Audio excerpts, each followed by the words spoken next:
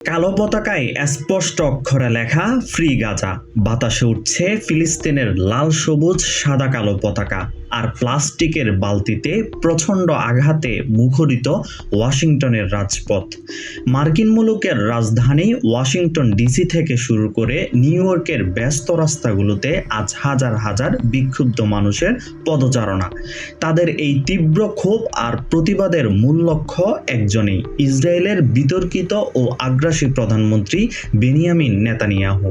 যুদ্ধাপরাধের অভিযোগে আন্তর্জাতিক অপরাধ আদালতের গ্রেপ্তারি পরোয়ানা মাথার উপর ঝুললেও ডোনাল্ড ট্রাম্পের আমন্ত্রণে মার্কিন ভূখণ্ডে পা রেখেছেন নেতানিয়াহু।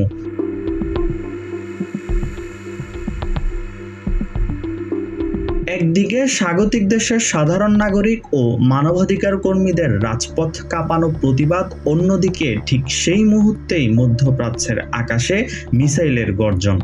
জর্ডানে অবস্থিত মার্কিন বিমান ঘাঁটি এবং সেন্ট্রাল কমান্ডের সামরিক স্থাপনায় ইরানের সর্বোচ্চ প্রতিরক্ষা বাহিনী IRGCর এক দুঃসাহসিকভাবে পরিচালিত সারপ্রাইজ মিসাইল হামলা, সব মিলিয়ে এক অভূতপূর্ব, শ্বাসরুদ্ধকর এবং চরম সামরিক উত্তেজনার কেন্দ্রে এখন মার্কিন প্রশাসন। প্রশ্ন উঠেছে, বিশ্ব রাজনীতির এই কঠিন সমীকরণে এবার ঠিক কোন দিকে মোড় নেবে মধ্যপ্রাচ্য?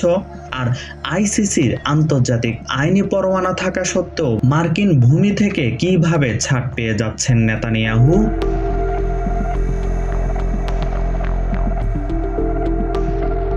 গাজা উপত্যকায় মাসের পর মাস ধরে চলা ইসরায়েলি সামরিক বাহিনীর নজিরবিহীন ও নৃশংস আগ্রাসন আজ পুরো বিশ্বকে স্তম্ভিত করে দিয়েছে। অবরুদ্ধ এই ভূখণ্ডের বাড়িঘর, হাসপাতাল, শরণার্থী শিবির সবকিছুই নেতানিয়াহুর বাহিনীর নির্বিচার বোমাবর্ষণে মাটিতে মিশে ধ্বংসস্তূপে পরিণত হয়েছে। প্রাণ হারিয়েছেন হাজার হাজার নিরীহ ফিলিস্তিনি নারী, শিশু ও বেসামরিক মানুষ। এই নির্মম হত্যাযজ্ঞের সার্বিক দায় নিয়ে আন্তর্জাতিক অপরাধ আদালত বা ICC 2024 সালেই ইসরায়েলি প্রধানমন্ত্রী বেনিয়ামিন নেতানিয়াহুর বিরুদ্ধে যুদ্ধাপরাধের গুরুতর অভিযোগে গ্রেপ্তারি পরোয়ানা জারি করেছিল।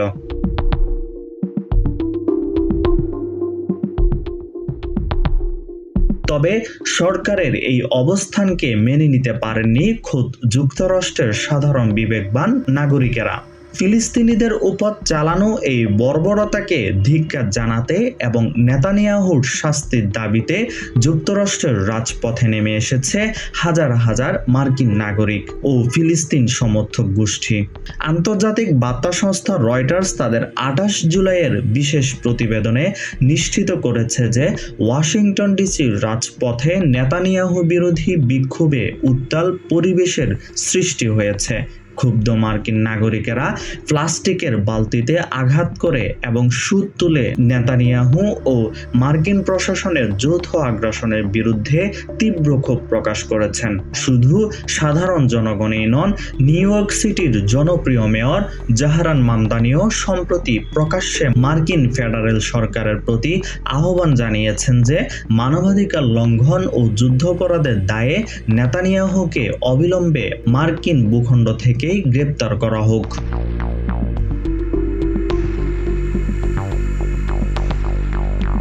নিউ ইয়র্কের মেয়র বা যুক্তরাষ্ট্রের আমজনতা নেতানিয়াহুকে গ্রেপ্তারের দাবি তুললেও বাস্তবে কি মার্কিন ভূখণ্ড থেকে গ্রেপ্তার হবেন এই ইসরায়েলি শাসক? এর পেছনের আইনি ও রাজনৈতিক জটিলতাগুলো অত্যন্ত গভীর।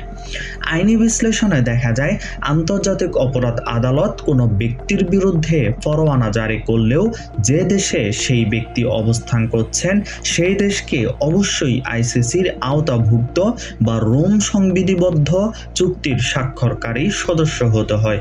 কিন্তু যুক্তরাষ্ট্র ও ইসরায়েল এর কোনো দেশেই ICCর পূর্ণাঙ্গ সদস্য বা স্বাক্ষরকারী নয়। ফলশ্রুতিতে আন্তর্জাতিক আইন অনুযায়ী মার্কিন ভূখণ্ডে প্রবেশ করলেও নেতানিয়াহুকে সরাসরি গ্রেপ্তার করার কোনো সরাসরি আইনি বাধ্যবাধকতা বা এখতিয়ার ICCর নেই। তবে বিশেষজ্ঞরা মনে করেন, মার্কিন ফেডারেল সরকার যদি নিজেদের সদিচ্ছা প্রকাশ করত, তবে বৈশ্বিক বিচার ব্যবস্থার প্রতি সম্মান জানিয়ে তারা বিচারিক পদক্ষেপ নিতে পারত।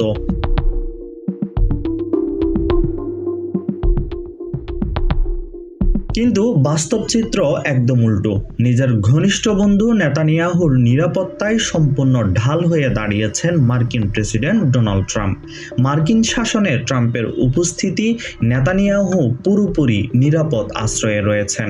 ট্রাম্প সম্প্রতি সাফ জানিয়ে দিয়েছেন, নেতানিয়াহু প্রতি বছর সেপ্টেম্বরে জাতিসংঘের সাধারণ পরিষদের বার্ষিক সম্মেলনে যোগ দিতে এবং দ্বিপক্ষীয় আলোচনা করতে যুক্তরাষ্ট্রে আসেন। তাই যুক্তরাষ্ট্র সফরকালে নেতানিয়াহুকে কোনো ধরনের গ্রেপ্তারের মুখোমুখি হতে হবে না।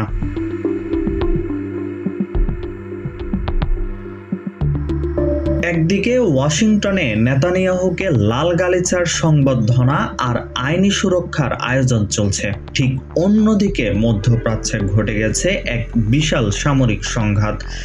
আন্তর্জাতিক রুটিন পাল্টে যুক্তরাষ্ট্রকে চরম বার্তা দিতে মধ্যপ্রাচ্যে এক নজিরবিহীন সারপ্রাইজ অ্যাটাক চালিয়েছে ইরানের সর্বোচ্চ প্রতিরক্ষা বাহিনী IRGC। ঘটনার বিবরণীতে জানা যায়, জর্ডানে অবস্থিত যুক্তরাষ্ট্রের অত্যন্ত গুরুত্বপূর্ণ একটি প্রধান বিমান ঘাঁটি এবং মার্কিন সামরিক বাহিনীর সেন্ট্রাল কমান্ডের একটি কৌশলগত সমন্বয়কে কেন্দ্র করে একের পর এক শক্তিশালী মিসাইল হামলা চালিয়েছে ইরানি বাহিনী। এই অতর্কিত হামলায় গোটা পারস্য উপসাগরীয় অঞ্চলে এক মারাত্মক যুদ্ধ সংকেত বেজে উঠেছে।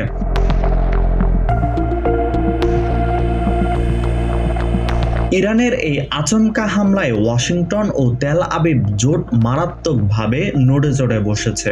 ঠিক এই সামরিক উত্তেজনার মধ্যেই হোয়াইট হাউসে ট্রাম্পের সঙ্গে ক্লোজ ডোর বৈঠকে বসেন নেতানিয়াহু।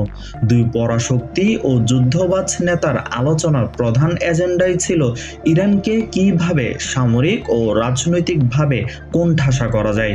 যুক্তরাজ্য ভিত্তিক আন্তর্জাতিক সংবাদ মাধ্যম ইরান ইন্টারন্যাশনাল এর 29 জুলাইয়ের প্রতিবেদন থেকে জানা যায়, ট্রাম্পের সাথে বৈঠক শেষে যৌথ সংবাদ সম্মেলনে নেতানিয়াহু অত্যন্ত কড়া ভাষায় উস্কানিমূলক বক্তব্য দিয়েছেন।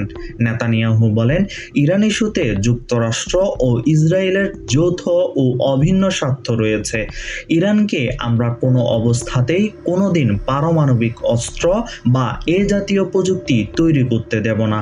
অন্যদিকে সংঘাত এড়াতে প্রেসিডেন্ট ডোনাল্ড ট্রাম্পের মুখে কিছুটা কূটনৈতিক আলোচনার ইঙ্গিত দিলেও আড়ালে মধ্যপ্রাচ্যে নিজেদের আধিপত্য ধরে রাখতে আক্রমণাত্মক সামরিক কৌশল বজায় রেখেছেন। তেহরানও অত্যন্ত পরিষ্কার ভাষায় জানিয়ে দিয়েছেন, মধ্যপ্রাচ্যে যুক্তরাষ্ট্রের এই আগ্রাসী কর্মকাণ্ড ও বেআইনি সামরিক উপস্থিতি বজায় রেখে তাদের সাথে কোনো ধরনের কূটনৈতিক আলোচনায় বসা পুরোপুরি অসম্ভব ও অলীক কল্পনা।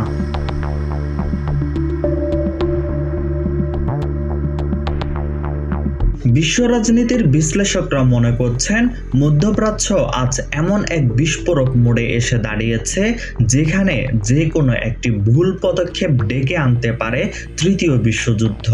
ফিলিস্তিনের নিরীহ মানুষের রক্তে রাঙানো নেতানিয়াহু একদিকে আন্তর্জাতিক আদালতে পরাস্ত হলেও ট্রাম্পের ছত্রছায়ায় পার পেয়ে যাচ্ছেন, অন্যদিকে তেহরান প্রমাণ করে দিচ্ছে তারা মার্কিন চোখ রাঙানিকে আর বিন্দুমাত্র পরোয়া করে না।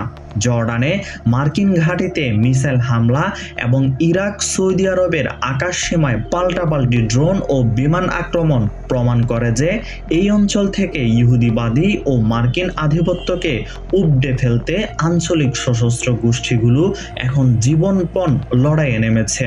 ওয়াশিংটনের রাজপথ থেকে মধ্যপ্রাচ্যের যুদ্ধক্ষেত্র, নেতানিয়াহু ও ট্রাম্পের আগ্রাসী অক্ষ রাজনৈতিকভাবে বৈশ্বিক কূটনীতিকে কোথায় নিয়ে ঠেকায়, এখন সেটাই দেখার অপেক্ষায় পুরো বিশ্ব।